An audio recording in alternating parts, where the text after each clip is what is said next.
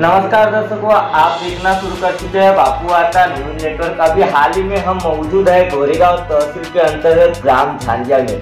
सबसे पहले हमारे चैनल में हम स्वागत करना चाहते हैं यहाँ के जो सरपंच है अरुण बिसेन, इनका आपका स्वागत। तो सबसे पहले ये बताइए, जमाए हमारे ग्राम पंचायत में हमारी वार्ता सुन रहे हैं, इसलिए इनका धन्यवाद व्यक्त करते हैं ग्राम पंचायत की तरफ से।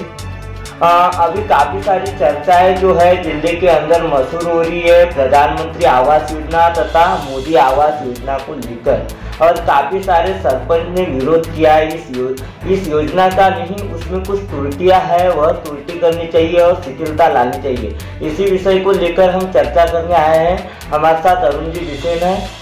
बिसेन जी, ये बताइए, जिस तरीके से अभी हाल ही में देखा जाए तो पहले प्रधानमंत्री आवास योजना अंतर्गत काफी सारे लाभार्थियों को लाभ मिलता था, लेकिन अभी मामला ऐसा है कि मोदी आवास योजना के अंतर्गत जो 40 से 70 साल के अंदर के जो बुजुर्ग वर्ग है, उनके नाम से यदि झोपड़ी आती है या कुछ आता है, तो ग्रामीण क्षेत्रों में किस तरीके से दिक्कतें आ रही है? देखिए, पीएम आवास योजना के तहत ओबीसी, एसबीसी और एनटी ये अदर में आते थे। शासन ने क्या किया, पीएम आवास के अंतर्गत जो लाभार्थी थे वह मोदी आवास में कन्वर्ट किया। वो राज्य सरकार की स्कीम है। अब उसमें क्या हो रहा है कि एसबीसी, ओबीसी और एनटी, इसका तीनों का टारगेट एक साथ में आना चाहिए था, पर हमारे यहाँ पे ऐसा कंडीशन देखने को मिल रही है। एसबीसी और ओबीसी का टारगेट पंचायत समिति स्तर पर आया है और वो टारगेट ग्राम पंचायत स्तर पे आया है। अब तकलीफ ऐसी होती है कि जो पीएम आवास योजना के अंतर्गत लाभार्थी थे उनका जो प्राधान्यक्रम यादी थी, सबको नंबर पता है। आज गांव में वातावरण ऐसा जनरेट हो रहा है कि एनटी का लाभार्थी अगर होगा और उसको लाभ नहीं मिल रहा है तो कहीं ना कहीं सरपंच ने काटा होगा, इस तरह का माहौल जनरेट हुआ है। पर ऐसी कोई स्थिति है नहीं, एनटी का टारगेट अभी आया नहीं है। दूसरा विषय ऐसा है कि पीएम आवास योजना के तहत जो लाभार्थी थे वही मोदी आवास में कन्वर्ट किए गए हैं। अब विषय ऐसा बन जाता है कि तुमने एसबीसी और ओबीसी का टारगेट दिए, एनटी का टारगेट नहीं दिए। अब उसमें भी तकलीफ ऐसी है कि जो विधवा महिला है या जो बुजुर्ग लोग हैं, वृद्ध में जो लोग आते हैं, वहाँ पर उनको कास्ट और डोमिसाइल की अट रखी गई है।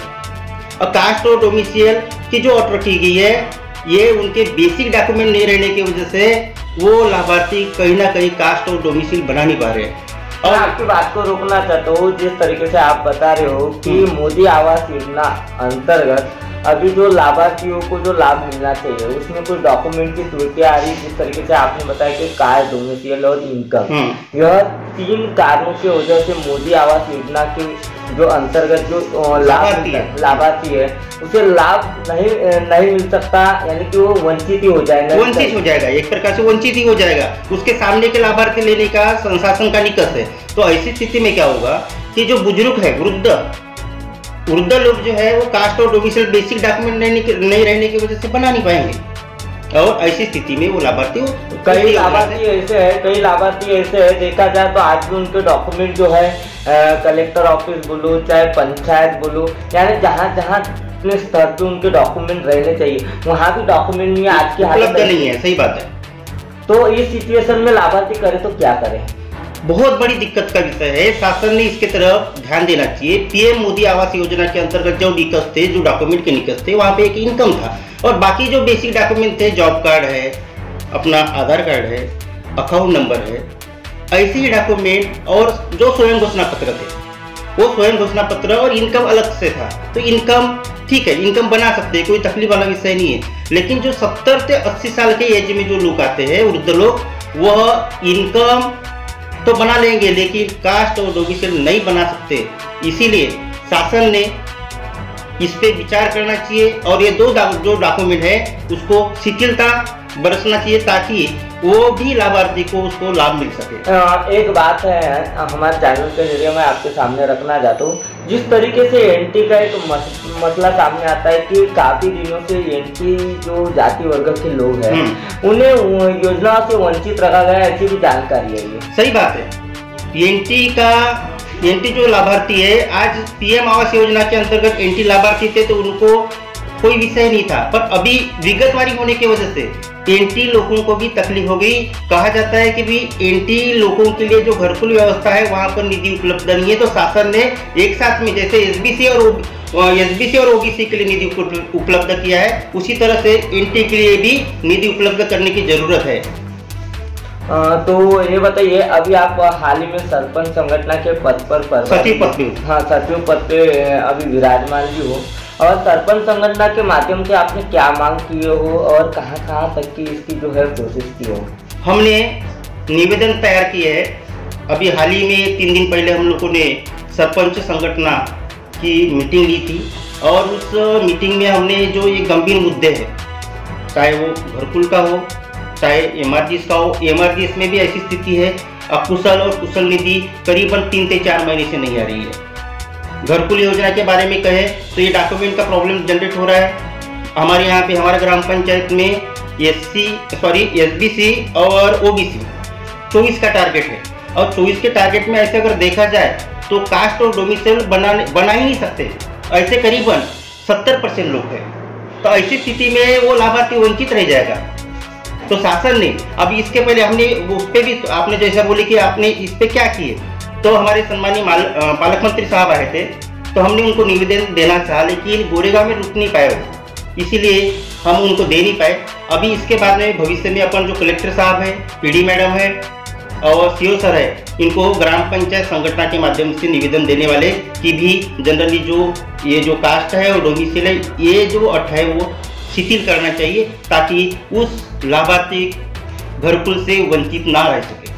दर्शकों, अभी हमारे साथ जो जुड़े हुए थे अरुण जी बिसेन, और इन्होंने बताया कि हाल ही में जो अभी मोदी आवास योजना अंतर्गत जो डॉक्यूमेंट में जिस तरीके से कास्ट और डोमिसाइल, यह कास्ट और डोमिसाइल को लेकर जो लाभार्थी है यह योजनाओं से वंचित रह सकता है, क्योंकि आज 50 साल 60 साल पुराने लोगों का भी आज भी देखा जाए तो दस्तावेज नहीं है कार्यालय में जमा। कहीं ना कहीं खेद है उन्हें, क्योंकि वो गांव के जनप्रतिनिधि है, और ऐसी हालत कई ग्राम पंचायत में जो चुनकर दिए जाते हैं वह जनप्रतिनिधियों की हो रही है। लेकिन हमारे चैनल की ओर से और इनकी ओर से मैं एक ही मांग करना चाहता हूँ कि इन्होंने जिस तरीके से बताया कि कागज पत्र में जो दस्तावेज है उसमें शिथिलता लाकर जो है मोदी आवास योजना का जो लाभ है वह लाभार्थी तक के पहुंचना चाहिए, उनकी मांग चाहिए, ऐसी मांग है अरुण जी बिसेन की।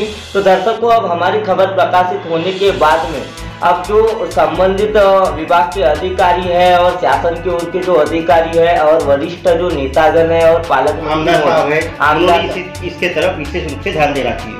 यहाँ के संबंधित जो बड़े बड़े जनप्रतिनिधि है उन्होंने ध्यान देकर अब क्या शिथिलता लाते हैं डॉक्यूमेंट को लेकर, ये सबसे बड़ी बात है। तो दर्शकों, सरपंच संगठन को इसे लड़ना पड़ेगा क्या, सबसे बड़ा सवाल खड़ा है। जनता से सामना कब तक करना पड़ेगा, ये भी सबसे बड़ी बात है, क्योंकि आज के दौर में देखा जाए तो कहीं ना कहीं आए दिन जो है सरपंच उप सरपंच जो बड़े बड़े जनप्रतिनिधि रहते हैं उनके ही टिकरे फूटते रहते हैं। जनता को किस तरीके से समझाए हो कि यह शासन की ओर की योजना है, शासन की ओर से आया हुआ यह अप्रूवल है, यही कागज लगेंगे, लेकिन फिर भी कहीं ना कहीं जनता नहीं समझती, उन्हें काफ़ी तकलीफें आती है। तो इनकी पीड़ा को समझते हुए शासन ने दखल लेना चाहिए और कहीं ना कहीं डॉक्यूमेंट में शिथिलता लाना चाहिए, ऐसी हम हमारे चैनल के जरिए मांग करते हैं। तो दर्शकों, ऐसी खबर देखने के लिए बापू वार्ता न्यूज़ नेटवर्क को सब्सक्राइब कीजिए, बेल आइकन पर प्रेस कीजिए। गोंदिया से देवेंद्र दमानी।